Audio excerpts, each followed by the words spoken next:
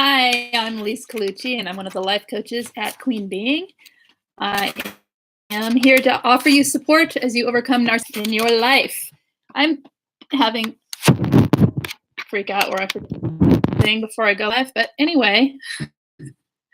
So today, I wanted to start talking today about pulling yourself out of self-shame and the spiral where you just want to sleep or go to bed or hide from the world, or maybe you withdraw or you get like very not very social, anything like that is like a shutdown, and or whatever your own version is, and what you can do to help yourself through that and what that looks like. So hello, I'm seeing people. Hello, Life's Revival and Justin and oops, I lost it. Cindy and Darla, hello. You right now, you're feeling that way right now, Cindy? Okay. Hang on. I'm always technology me. There, I did it. I did it. Okay. All right. So you're right there. So what is the self-shame? Like, what is that? So I was thinking about that, and I'm going to just read kind of what I wrote here, which is, it's the feeling of taking on the responsibility of the abuse that the abuser caused. That shame that comes that says you're not enough. It's the feeling of lack of self-worth and unworthiness that comes from the abuse that you've suffered, but also taking it on as a form of protection in a way. It's, I am super technology challenged, but also not. Like once I know something, I got it, but I forget how many steps there are to doing the streams. Anyway, I can get that out of my way and not drop my computer on the ground. We'll be good. Okay. All right. I got this. So where it's like I need an extra hand or something, which I don't have. Okay, anyway, so the self-shame, what is it? You guys feel when you feel shame? How do you describe it? Anyone have anything for me? Hello, Deborah. I feel like that people will say that they feel worthless, or they don't feel like this. You can relate. Okay, Deborah says I can relate, and Darla says similar to how I felt, like I brought that on myself or invited it. Yes. And Life's Revival says I know it all too well. Been recovering from it for quite a bit lately. It makes me want to curl up and go to bed. Exactly. That's how this started. Somebody mentioned that they wanted to curl up and go to bed. So Misty says I am hiding. I was shamed by the ex-mama who is also toxic. She has not contacted my kids in all the years, and all my fault as usual. Yeah. Deborah says I feel wounded. Right. Deborah Thurman says that, and Deborah says, is she live? All I'm getting is a circle. All you're getting is a circle? Can you guys see me? Tell me if you can't see me. I'm having internet issues. I ordered the little thing to make it wire in with the jack, but I don't have it today. So I think people can see me, and I don't know, Deborah, I don't know why it's not showing you. Maybe reboot. Can somebody type to her to maybe reboot her system or her YouTube, please? So everyone else can see me. Okay. Always with the distractions in me. Okay. Anyway, so what helps you when you guys go down that spiral? Has anything helped you personally? Let's get some ideas up here for people who feel like they are in that space where they are full of self-shame and just want to curl up or retreat or hide. Some of the things I thought of was to, first of all, going after the limiting beliefs is super important, because it's not your fault. And we know it logically, right? We know if we were to tell it to somebody else, and with all the survivors that we know on SPAN and in other places, we can very much see that it isn't their fault. So therefore, it must not be our fault either, correct? But to get yourself to believe that is totally a different ball, right? So how can we do that? How can we state the beliefs? For me, it's simpler to acknowledge the belief that I'm having, that I'm feeling shame or like my self-worth is low, and then really work to restate the belief itself to something I can believe, not to something I don't go to the over the top. God, I'm worthless. I'm unlovable. It's my fault. It's all my fault because I'm this worthless person. Then I can say, okay, wait a minute. It makes no sense, because look at all the other people who go through this and feel the exact same way when we know they're full of worth. So I'd say, okay, instead that I have worth, and right now I feel bad, and that's okay. I can let myself feel what I need to feel and recover. So okay, people are talking. Deborah Thurman says prayer, affirmation, play lively, upbeat music. Yes, I'm a little blurry. Weird, butterfly mama, because I do not look blurry to me, even when I move. So, I don't know. I don't know. Am I blurry to anybody else? Let's play how to help Lise figure out YouTube for the millionth time. Okay. It's an internet connection, that's all. I'm not blurry to anybody else. I'm blurry to Justin. Weird. So I'm not blurry to some people, but I am blurry to others, and I'm going blurry at times. Okay, well, I'm going to just do it blurry today. If you can hear me, that'll work, right? And hopefully by Tuesday or Thursday, I'll have my ability to go onto my Ethernet cable. Justin, reboot YouTube. I wonder if YouTube's got some. You love my humor. I'm just goofy. So anyway, other ideas are, listen to yourself and allow a bit of time to feel what you need to feel, but then set a timer and a limit on it. If you're freshly out of a discard or whatever, then this may not apply. But when you're having this self-shame keep coming back in cycles, we have to interrupt the pattern and, let yourself feel what you need to feel for a little bit, curl up and sleep in, whatever you have to do, but get yourself up and out. So take your phone, set a timer, and that's it. Once that timer goes off, you get up. And when you get up, make your bed. I mean, if you're the type that curls up in bed, get up and make the bed so that you're not going to crawl right back in, at least not right that second. Go to the bathroom, take a shower, get yourself, ready for the day. I'm not blurry, says Life Survival. Good. Okay. Blurry, not blurry. It's all good. The bad weather in the Midwest could be. I don't know. Let's blame everything on the bad weather in the Midwest. Yes, take a short walk, says Deborah Thurman. Yes, but put yourself together for the day, especially if this has been something that's been going on for a while and you're just having cycles of this self-shame and self-doubt and self-worth issues coming up. Because, when you make yourself feel better by looking more awake and, in the day rather than just throwing your hair in a ponytail or whatever and and dragging yourself through the day, it really helps boost your self-worth, which then addresses the self-shame too. You got to remember, this isn't your fault, that you're not abused because it's really not your fault. And we don't stay because we're stupid, right? We know about trauma bonds, and if we don't, go ahead and ask, and I will talk forever about that too. But we know about these things, and those are the reasons that we stay. And so it isn't about your worth or anything like that. I mean, look at other people and see that you would never tell them that it was because of them, right? So it doesn't make any sense that it's because of you. I mean, there's so many people to just check back in with to find out that that's true. Anyway, anybody have is my camera on autofocus? I don't even know, James, if it has an option to turn it on or off of autofocus, because I don't see any. I'll do that later. I don't see any buttons. Okay. I'm glad you love goofy butterfly mama. That's what we get here. A little goofy. I'm still blaming the bad weather in the Midwest. Deborah says, how do you heal your inner child? Well, how I go about it is I listen and I feel. So when we feel, here's my experience with that personally. When we feel something based on a memory from childhood, or we hear our inner dialogue that we know comes from childhood, if that makes sense, like things we tell ourselves that we've been telling ourselves forever that we really like to stop telling ourselves in order to heal.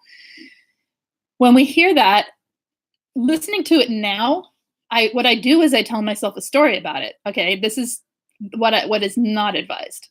Okay, but I think we do this. We tell ourselves a story about the pain. So say maybe someone's abused as a child and they tell themselves a story about the pain they felt. Does that make sense? Instead of going back in their actual feelings and feeling what the child felt. Okay, so if you can go back in your actual feelings and feel what you actually felt at that time, it's not going to be I was angry, most likely, or it's going to be I was scared, or it's like what did the actual child in you feel, and then give that child what it needed to hear in that moment. So once the feeling comes up, you just talk to yourself. Really, I mean, you don't have to do it out loud, but it kind of can help. Some people like to put a little picture of themselves on a mirror of themselves at an age that they find adorable or whatever, that, and talk to that picture. But for myself, it was more catching the dialogue that I was telling myself, and then associating it back with an emotion. And I always would associate it back with the emotion I thought I felt at the time, if that makes sense, because I dissociate.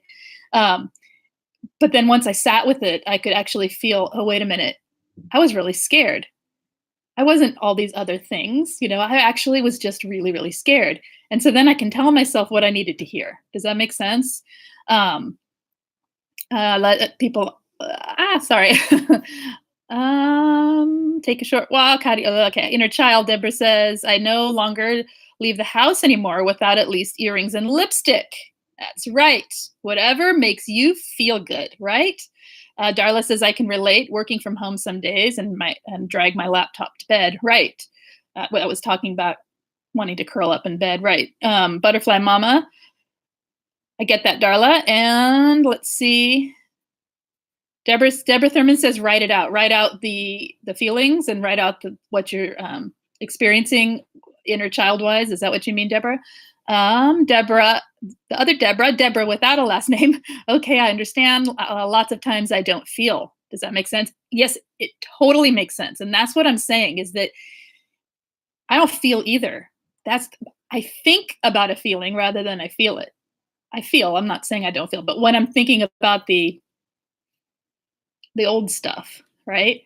And I consider that healed because I'm not feeling it. But in truth, it isn't, because clearly I've still got a thought about something negative about myself that's based on that old thing that I no longer feel. Does that make sense?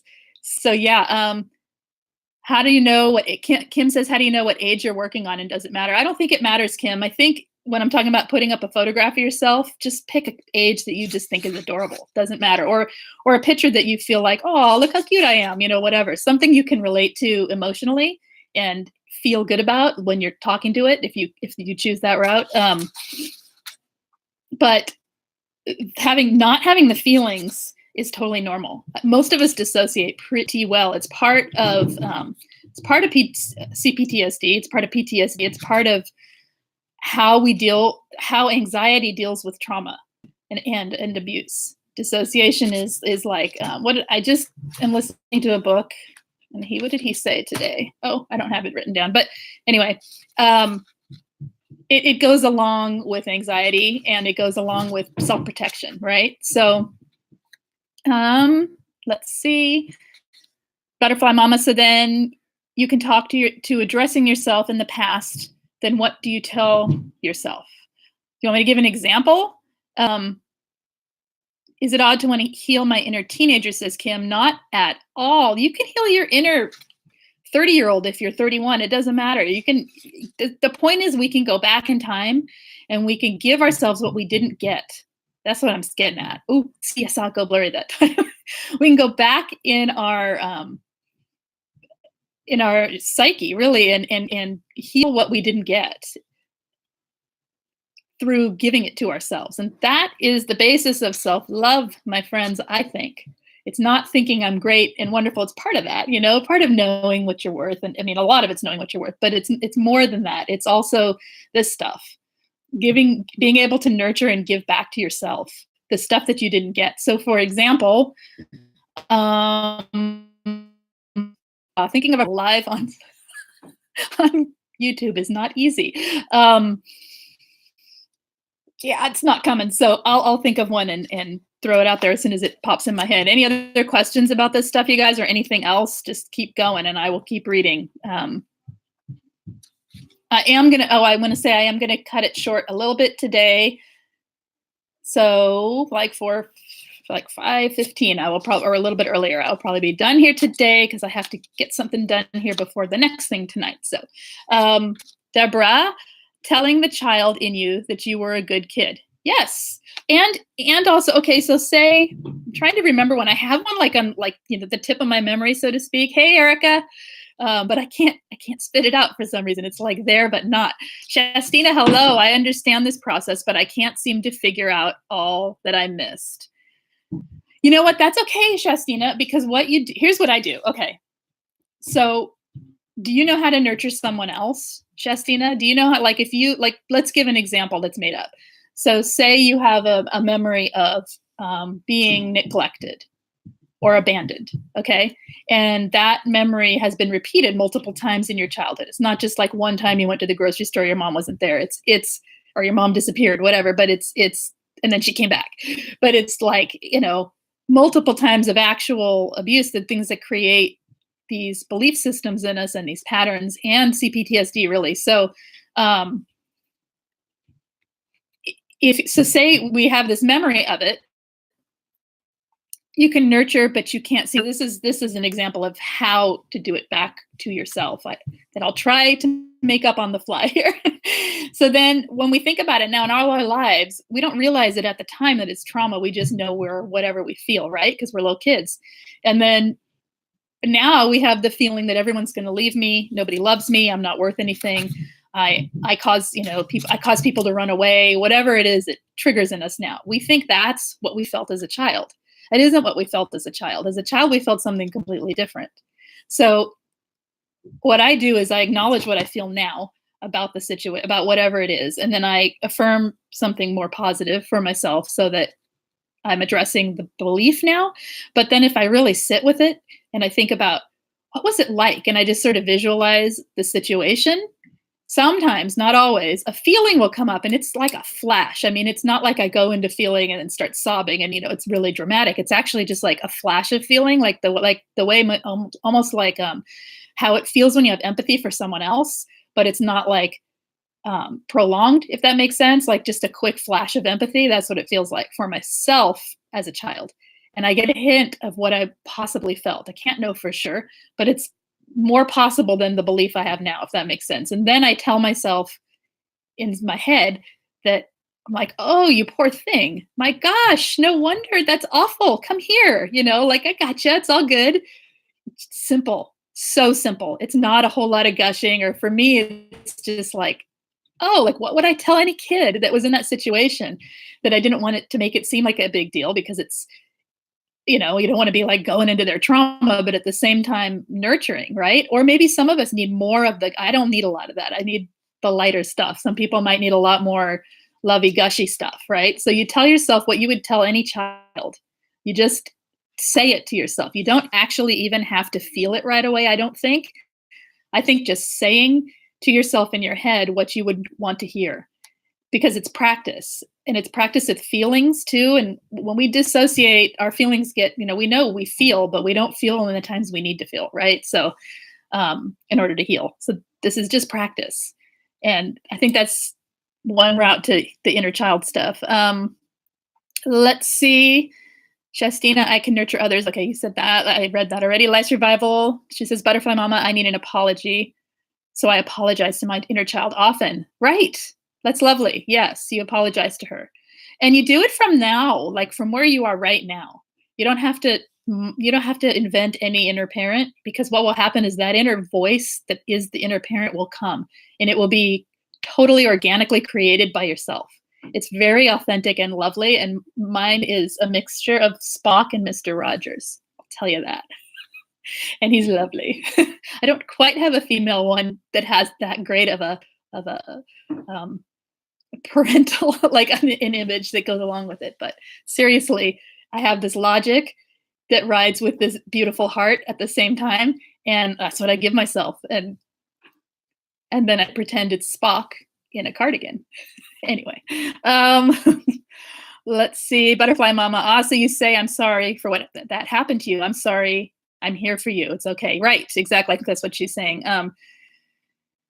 Life Survival. Kim is asking you, Kim, if you were criticized a lot. Shastina says, but I'm at the point everyone is leaving me. Yeah, it's you're at the point everyone's leaving, and what is that? How does that relate? Is that making it? Is it like making it seem more Like it's your fault, or what's going on with that? Deborah says, yes, repetition. Absolutely. We've got to keep going here. Let's see. You'll try that more, Shastina. Good. That's the more positive you give yourself is the you're not going to harm yourself with it. You can't hurt yourself with positivity. You really can't.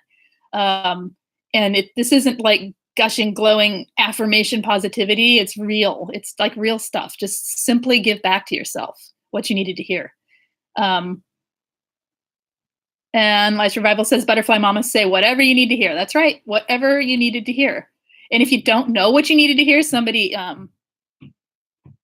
Spock, all common sense. No, because you see, Spock he was half human, right? So he didn't just have the common sense. Every now and then you'd see, he did it with this finesse of heart to it, right? But it was, but then you blend that with Mr. Rogers and you get the best, right? But really, I need that logical side to like chill me out, to say, it is what it is, Lise. Just it's okay. Yeah, that's what I need. So everyone has a different need, right? And if you don't know what it is you need, give what you would give to someone else at whatever age you're feeling.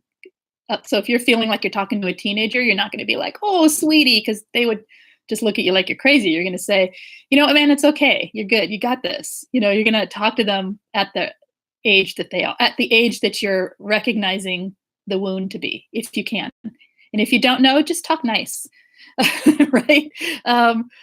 Shastina says, I realize that those are toxic and it is fine and I have to accept it. Oh, that the people leaving you are toxic? Then you know what? Your life will become more free. It will. It's really hard to let go. It's so hard to let go. I understand that. But it's usually for our benefit to let go to people who are toxic. It's always for our benefit. Cindy says, sometimes you say it out loud often enough, you start believing it. You know what? More than sometimes. We are programmed, my friends, to believe what we believe. This is not it's not news, right? We had this stuff repeated over and over and over and over and over and over and over and over to us. And that's what it takes to put in a new belief. You have to sort of cancel out the one that you're believing and then put in the new one over and over and over and over and over. And eventually you start to believe it. And you do. It things. I mean, it's not that in itself isn't going to fix all your wounds, right? Of course. But these are just little ideas that can help move you toward that that goal. So Deborah is saying, surrender to you, Shastina, to the people leaving, because you will be happier, right? Do I see their faces too? Do I see their faces, and whose faces? Spock and Mr. Rogers. I don't know. Can you elaborate on that one? I'm lost because there's been other conversation going on here. It's your kids. Oh, Shastina, I'm sorry. Yeah, it's really tough. Last Revival says, Kim, I'm sorry you have gone through that. When do you feel the ache in your soul? Oh, I missed Kim's. Kim says every single day. To what? Oh, I missed what you said, Kim. You wanted to heal your inner teenager and then something. I missed what we're talking about here. Sorry, I can't find it without just standing there staring at the words. So here we go. So we are reprogramming ourselves. Yes, Jessica, hello. And we are reprogramming ourselves. And that's one way to look at it. And it's, Last Revival says, I wished we lived in Mr. Rogers' world. Me too. We do. He had a world of heart. We do. That's where we live for empaths. We live in his world. We have to, I mean, he wouldn't have a perfect life, right? We have to access it and live from that space and then protect it, right? Yes, we are reprogramming, Jessica. Yes, that's a great way to look at it. We are reprogramming ourselves to believe what we want to believe for positivity in our lives, rather than what we were taught to believe that leads us to limiting lives. The whole point is to open up your life, so you shift your perspectives and your change your programming. It makes a difference. Mr. Rogers was my show. Me too. Cindy says, yes, like if you say the negative over and over, you start believing that. You know what? You only have to say that a few times and you feel it, right? All you have to do is say something negative once and you feel it. You hear it or say it more than once, and it's fast. Positivity seems to be a little harder it's like going uphill once you've gone down, but it's possible. It just takes the repetition. and a lot of dedication. This healing is not like, it's not a passive thing. It's very active, and it takes dedication to yourself and accountability to yourself, willingness to be open to change. Lots of stuff. But if you, Cindy, I'll finish what you said. If you speak life-giving words to yourself over and over, and then you'll start believing it and internalizing. Yes, you will. And especially if you can connect some feeling to it. Once you start saying it over and over again, and you start to connect a little bit of feeling to it, it goes faster. So that's why the inner child stuff is powerful, I think, because it's a lot easier to connect with the child. We all see ourselves as innocent children when we think about our child. Most of us, we think, how could anyone have been so cruel? How could anyone have treated them so badly, me so badly, or whatever we think. And we have sympathy and empathy for that child. So it's a lot easier to find emotion to bring back to yourself as a child, I think, for a lot of people. Kim says, life survival today. I put together a microwave stand all by myself. That's exciting. Every time I made a mistake and had to try again, I heard my ex telling me how illogical I am and why I couldn't follow simple instructions. Okay. And then I put that thing together today. So I'm trying to tamp down his voice and celebrate my small accomplishments. You know what? With that, Kim, when you know it's him, I would just say, go away, like before, and then change the thought. I would just say, you know what? You don't live here, or go away. Not your place. Something to like literally kick him out of your headspace. I mean, I could say other words too, but I'm being polite today. You know what I mean, though? Kick him out of your headspace and then change that belief. Like, do something to cancel it, to cancel the belief first. And that is super exciting. Good job, Kim. Everyone is congratulating you on the efforts. It's not easy putting that furniture together. I know. And you did it. Yeah. Anything else, you guys, today before I have to head out? I'm going to be here 10 more minutes or so. And Deborah Thurman is super proud of you, Kim, for putting that thing together. Okay. Okay. Now let's go back to the beginning then, until you guys have more. And we were talking about what to do when you are, and if you have anything else, go ahead and add it and we'll talk about that. But in the meantime, back to what were we talking about? It was, I have to look, self-shame and what to do when you feel like just spending the day or longer in hiding and feeling horrible. So some other ideas are, plan your day. Get a planner, get your phone out, whatever, and actually plan your day while you're laying there feeling terrible. Put some action points in place and then get up and do them. Actually accomplish a few things that can help you to realize that you can do things and help with the self-worth. Part of that feeling of wanting to curl up is sort of a helplessness, and a surrender to a situation that feels just overwhelming, when so much of our life we know is how we feel on the inside is how we live our lives. So we have to work to change that inner shame, right? And something like as simple as a schedule and to-do list a lot of people find that really useful. Don't overwhelm yourself or feel like if you don't get the stuff done that now you have more shame. No, it's not what it's for. Understand that your list is to help you. If it does not help you, don't do it. If you don't like lists, don't do it. It's just an idea for some people who are more action oriented and need people who need schedule and direction and really would rather have someone tell them what to do. You get to tell yourself what to do and then you get to go do it. So but don't do that if it bugs you. It would bother some people. So,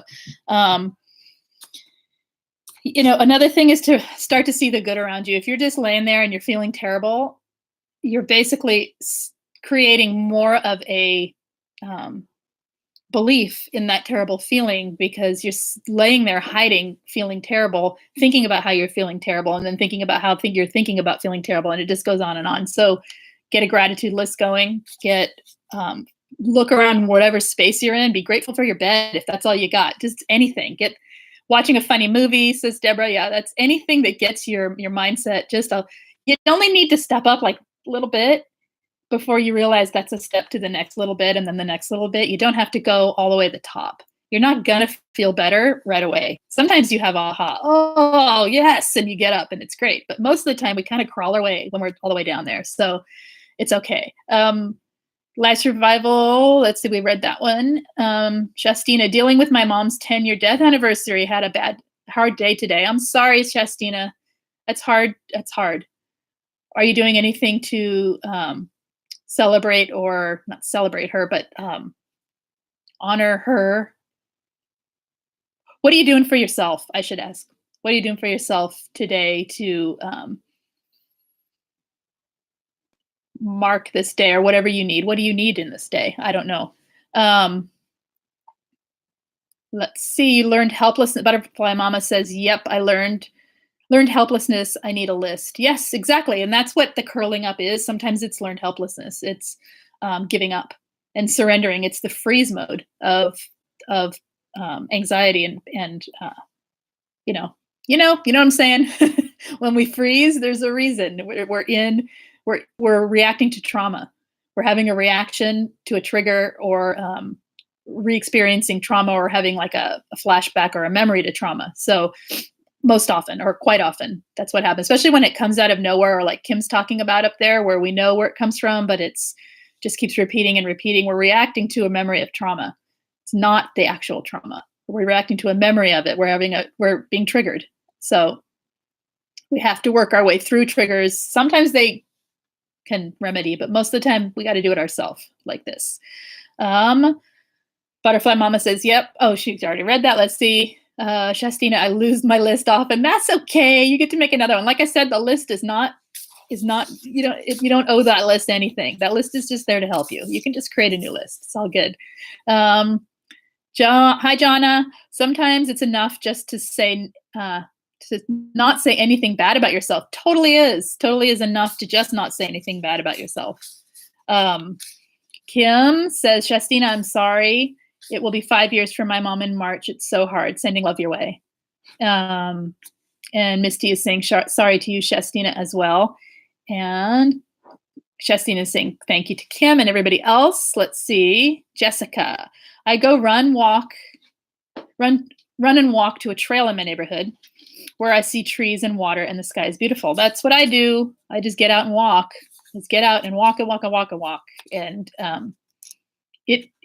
it can change. Well, for instance, today I was out walking and I was having a bit of an anxiety episode over some stuff, and I was like going there, sinking into the negative thoughts and going into my version of what we're talking about here, which is not total shutdown anymore, but it was not pleasant.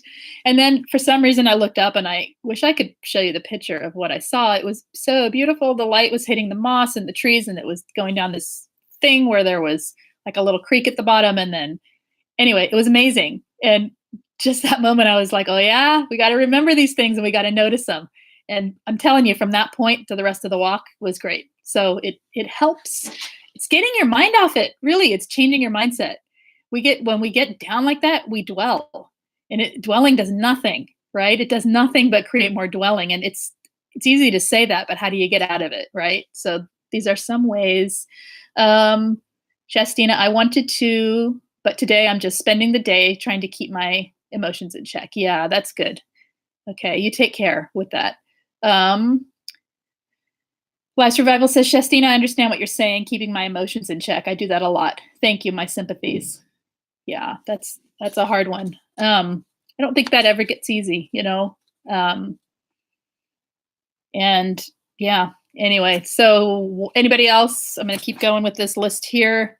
We said affirmations, changing the scenery. Sometimes just changing to get out of bed and go sit on the couch. Not going to help you. It was beautiful, Life Revival. It was beautiful, and it was a moment that I actually was really grateful that I noticed, because it was a total shift in my inner state from complete anxiety and stress to, oh yeah, there's more to life than this, right? Look at this. This is amazing. And that's it. Changed it. So, and I'm not talking, mine was not anywhere near what you guys are talking about here. So that's not going to help you just to see a pretty glowing tree, but These things help over time is what I'm saying, is building this as a practice in your life to remember to see what's beautiful around you and to notice the world around you at all is a practice you can put into place because this stuff. So say you heal tomorrow, right? And you're like, oh, I'm all better, I don't have these thoughts anymore. You still got life to live. Like even if you're thriving right this moment in time and you're doing really well, life's going to hit you. It just does. Life is up and down. There's no constant positive, right? And so what we're learning here are skills for the rest of our life. That's why I'm excited about this stuff. Jonna says, even when I'm looking at my surroundings, I often forget to listen because nature sounds wonderful too. Right. Oh, that was the other thing. The birds, the chickadees are all out. And so the whole forest that I was looking at was filled with chickadee sounds. Thank you, Jonna. That was a good example. I actually did, because the birds, it was so unusual because we are having like spring and winter and I don't know why, but anyway, the sounds are important too. I'm sorry, your self froze on you. Lise Revival says gratitude. Exactly. It's gratitude and noticing. You got to notice it first, right? Yeah. So anybody else today? I think we've kind of covered it. I hope that helps answer that question that we came in with a little bit, with some ideas. If you have other ideas, please add them to the comments below and I will keep talking about it. Or, the comment section, not the chat section. And here, Kim says, Lise, this song always reminds me of you now, especially to pick out your cloud vid. I'm going to show it. I don't know what it is, but we're going to pop it there. Okay. I'll watch that later. I don't know what it is yet. I know, the love of the clouds, right? See, it's noticing. Yeah. I think it's super important. I don't know. It's one of the things I do, but I don't know what else I was going to say here. Let's see. I'm looking at. Oh, another thing you can do is call a positive friend. When you talk to someone who is positive, it is infectious. It is, even when you're low. If you do it intentionally, okay. If someone's positive and you're low and you don't want it, it can be a real pain. You know what I mean? Like, would you just stop and listen to me and listen to how bad I'm feeling but if you're like, I am in this slump and I do not want to be in this slump, I want out, calling up someone positive and not laying your heavy on them, but just asking them to tell you a story, asking about their lives, asking about anything that they will be positive, as they're talking to you about, and really take it in. Listening to other people's joy can be infectious as long as we don't attach back with it or like resentment or feeling. It's tricky, but it helps me. It helps me a lot. Just in the same way, listening to very negative people can be very draining, even though some of us, we got to go there sometimes. It's okay. So, but knowing so it's basically choosing your influences in a moment when you need positivity, if that's what you need. Not everyone needs that either, of course. Another thing I thought of was, if you cannot, Shastine's going to check it out. It's a song called Your Cloud. Oh, okay. If you are in a position to, or you are not so down that you can't get up, but you are so down and in self-shame and low self-worth that you're just sort of like going through the motions, volunteering to help other people, using generosity as a means to gratitude. Yes, you're doing it for yourself a little bit. That's okay. Help someone else in some way, some little way. It doesn't have to be a big deal. It can just be acknowledging someone that looks, like someone at the store or whatever, acknowledging them in a friendly way, doing something that makes that other people receive the generosity that you're giving, that allows them to receive it, can help with the gratitude. Now, as people pleasers, we have to be careful that we're not doing this all the time to, hide from what we're feeling or to make people like us or whatever the other codependent reasons we would do this. What I'm talking about is simple generosity. I'm not talking about, big acts of doing things to manipulate the world around us. That's codependency. I'm talking about doing things to offer our generosity to others. Is that making sense? And doing something, Erica says, yes, even a simple compliment to someone else helps. It does. And it helps you feel your own worth and you feel, I feel gratitude for the person that is receiving the generosity. That's what I feel, if that makes sense. Alicia Rebel says, my blanket wrapped tightly around my shoulders helps comfort me when I'm really down. It does. Tactile, sensory things like that are helpful too. Yes. Shastina, exactly. It's easy for us to throw ourselves into other people's problems to avoid ours. Yes, it is to avoid our own. It is. So I'm not talking about that. I'm talking about really simple acts of offering generosity. Could be anything, really. I mean, I was trying to think, like the other day I was at the store and I saw this old lady, like little tiny old lady trying to reach the milk that's like, obviously there's no way she can reach it. So I just asked her which one you want and I got it for her. No big deal, right? But that's things like that. She was 5 people walked past her and didn't even offer. So anyway, things like that, noticing where someone might need help, not to rush in and be a savior, but just simple stuff, simple acts of kindness that can turn another's day around. Exactly. That's what I'm talking about. And what you feel from that can be your own self-worth, can be your own. It's okay to feel good from that. It's beneficial because then you do it more, right? If something makes you feel good and the thing that made you feel good is good, then it's beneficial. So, Life Revival said, give only when you can give without expecting something in return. That's right. That's right. It's not about expectations. It's not about manipulating the world around you to give back to you. It's just simple stuff, really, when you're able. And sometimes you're not able to do this. These are all just ideas for people because we're all different. So hopefully something will help someone that I'm saying here that, and what you guys are saying. So hopefully something will reach different types of people. That's what I'm saying. That's what I'm saying. All right. Anything else, you guys? I have to head out to go make dinner. And I will be back Thursday. Tonight, the self-care group starts again, the self-care group coaching. And if anyone's interested in that, just message me, leave a message in the comments or in the chat here, and I will get some info to you. You're welcome, Butterfly Mama. I will be back on Thursday, same time. I'm going to try and do tomorrow too, but I can't promise. So I don't know yet. We will see. But I'm going to definitely do Thursday at the same time. Sorry, I missed last Thursday. I had my internet completely not let me on. It was really frustrating. I sat here going, oh, well, okay. Bye, Misty. I will enjoy my dinner. Thank you. That's so nice of you, says Life Survival. Our senior citizens need the help sometimes, and most won't ask. Right. Well, I mean, it's funny because I didn't even see it as, I knew it would be nice, but it was more like, there's a need, I can totally, why not? Just get her the milk. Anyway, Kim says, thank you. You are fantastic too, Kim. I appreciate you. And welcome, Jonna. And you're welcome, Life Revival. And I appreciate you as well and your participation. In fact, I appreciate all of your participation here because when I monologue, it's hard.